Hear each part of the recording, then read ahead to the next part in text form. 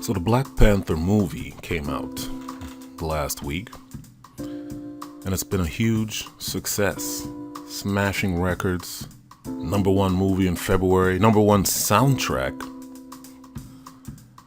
It's a big deal. Everybody's going to see it, not just black people, but definitely black people are driving this success. I know a few people that are going to see it more than once, and I know a few people that have seen it 2 or 3 times. I don't know why. Not that I don't love the movie, but it's very rare for me to go to a movie theater twice for the same movie. That's why you have the internet. So this is going to be my review on the Black Panther movie. Now there's tons of reviews out there already. I'm going to do it a little differently. I'm going to focus on the things that I didn't like. Since everybody really knows what we like and what we love about the movie, and that is great visuals, great soundtrack, great acting. Yes, the actors were great. My favorite actor was M'Baku, the Ape Man. So yeah, the acting was really great. But now I want to focus on what I didn't like. The thing that I didn't like the most about the Black Panther movie is that there was no real badass villain. Now hear me out. I know a lot of you are going to say Eric Killmonger, but not really. You were sympathetic to Eric Killmonger. You felt for him, at least I did. Eric Killmonger is a son of Wakanda that was abandoned in Oakland after his father was killed by the King of Wakanda. He went to MIT, got a degree at the Massachusetts Institute of Technology, one of the top schools in America, and he goes on to fight for the U.S. military. Was incredibly successful for the U.S. military. But deep down, he felt bad for all the other oppressed people in the world, and he wanted to make a change, much in the same way his father did. But he wanted to do it by force, by any means necessary. So you can see that he was a little bit of a sympathetic character, I think. I mean, taking over the world by force, by any means necessary, okay, that's where you could say he's going overboard. But up until that point, he's a very sympathetic character. You feel for him. He was abandoned. His father was killed by the very people he went to fight later. So when he actually arrived in Wakanda and fought with the Black Panther, you didn't really feel like he was this evil guy. So that was one of my top problems with this movie, is that I don't think there was a top villain. You can't say Claw was the villain, because Claw was killed very easily with a gun. He was just shot. How many times in a movie is a villain killed with a gunshot? That like never happens. So Claw was killed with a gunshot and just dragged over to Wakanda.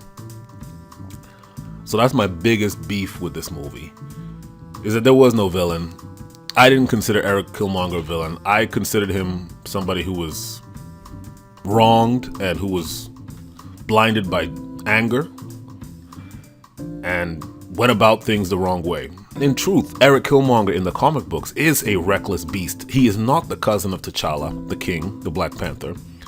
And if the Black Panther fought the Eric Killmonger in the cartoons, you would definitely want Eric Killmonger to die, because that character was actually a savage. The character they created in this movie didn't come across as a savage. He came across as somebody who you could feel for. And he was the Black Panther's cousin. In the comics, he's not supposed to be the Black Panther's cousin. So that's a big change right there. So I didn't like that part of it, that there was no real villain. The second thing I didn't like is the Black Panther in this movie was kind of a pansy. In a way, he wasn't the toughest guy in the room. Now, in all the comic books and all the cartoons, T'Challa, the Black Panther, is simply a badass. It's quite simply, he's a badass. Now, you can make the argument that This is the beginning when he first became the Black Panther, so I'll give him that. But in this movie, his sister was the sort of Q, the person that was creating all the gadgets, and that's really supposed to be T'Challa. He's the one that's supposed to have all this knowledge of gadgets.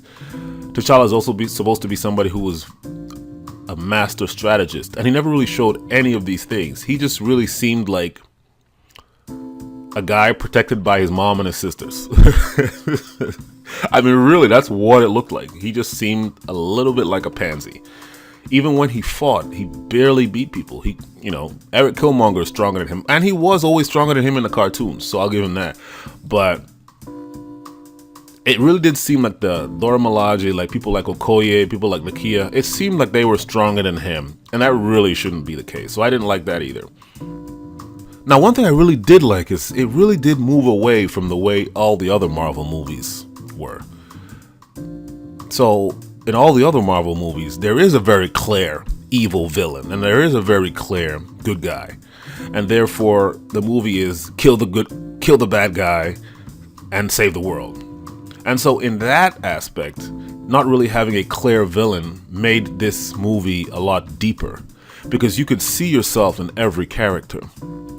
You could see the dynamics that they were trying to show. In a way, it seemed as if they were trying to show some of the dynamics between Africans and African Americans subtly.